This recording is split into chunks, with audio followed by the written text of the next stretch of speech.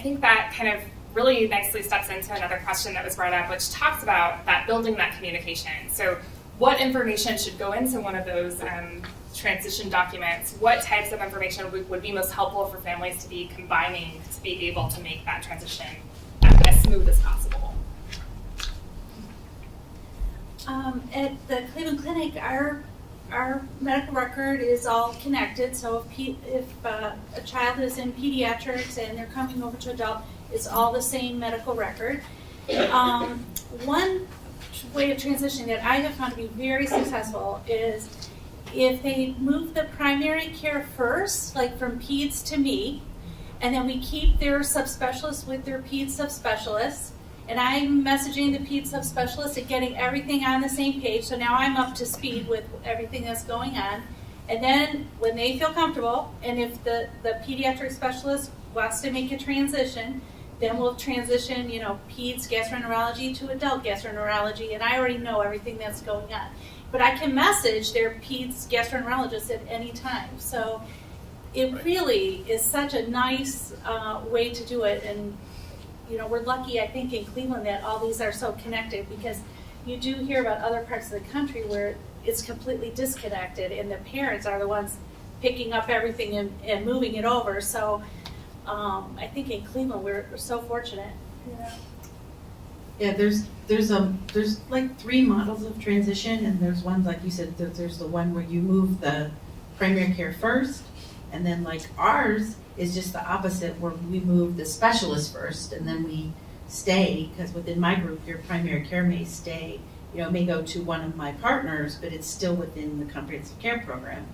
And then there's another one that I know some of the children's hospitals have, where they actually have a transition clinic. So somewhere between ages 16 and 18, you go and you're seen for a unique visit.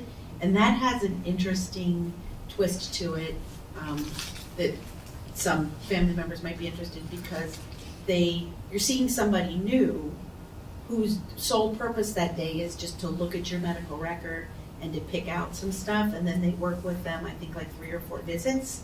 So they sort of try to guess the work, and they try to create that document so that it's not, it's an extra visit, I think, for the child and family, but it's not, as you said, you sort of talked about, you're not trying to do your annual visit and talk about transition. You're not trying to do your specialty, or acute issue, but they're really having somebody unique saying, hey, I don't understand this. Let me go back. So it's just a different model, but it's an option too for some of us, like for us to say, well, then I can have a social worker do that. So do we have an individual who does that same sort of thing, or do we even have a resident, or do we have a learner who has more time? So I think that's one of the opportunities too, is like, as we meet with you, to think like, how can anybody improve the transition for you, but how can we identify individuals who could help our own setting do it? And yeah. I guess the only thing I'd add is, especially with our systems here, and I think more and more it'll be easy to transmit EMR data. So just the kind of raw data, the list of medical problems, the meds, will become easier and easier. I think what's really helpful to have developed ahead of time is a more clear plan of care, and ideally one that's been developed between the patient and family and provider. And I think places where I've seen the transition be very problematic is when the first visit to the adult provider, there's a big change in terms of, well, over here, this is my strategy for dealing with this condition. And that may well be reasonable. I've seen times where that's it's actually a very good idea medically, but that's still really hard, I think, at times for a patient or family to absorb. And so having more continuity in the plan and trajectory, I think, can be really helpful going into that.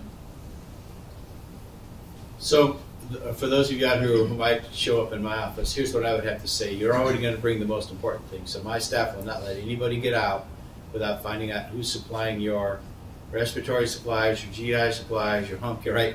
We need to know who you're going to ask us to help get that together. That's the thing we're the most terrified about.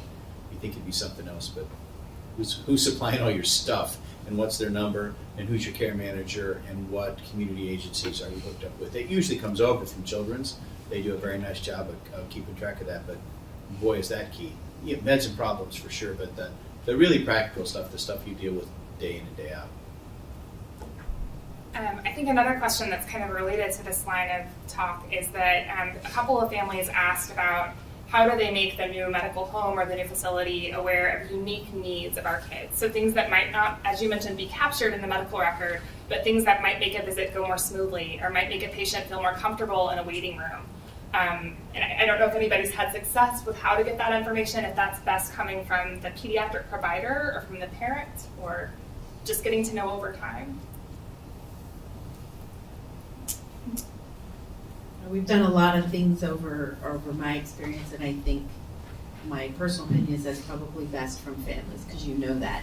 And that's one of the biggest differences, I think, between pediatric hospitals or pediatric admissions and, quote, adult admissions, is that we have these individuals that live in children's hospitals called child life specialists. Yeah. And they don't have those in the adult hospital.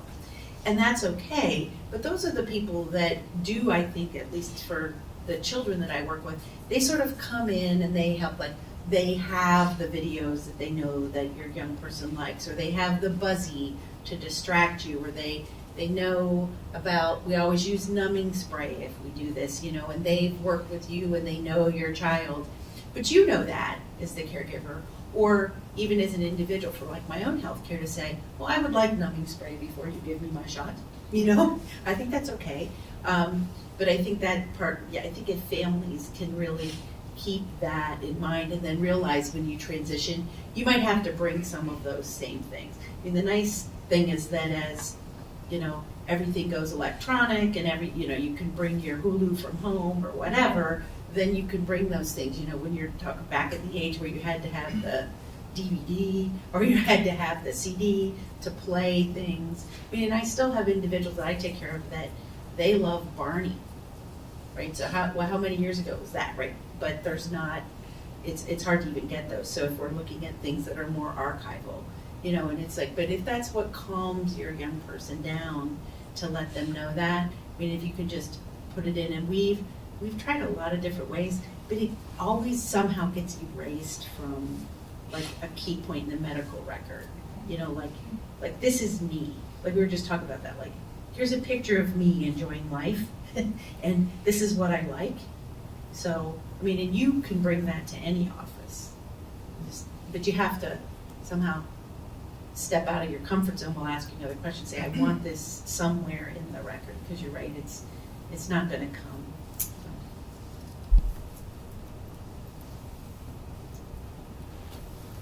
Anything else on that one? I agree. Yeah. Yeah. I don't know that I have a lot to add. I mean, I think it's very well said. It's something we're working on in the inpatient setting and developing some spaces at UH, particularly for young adults, especially with developmental disabilities.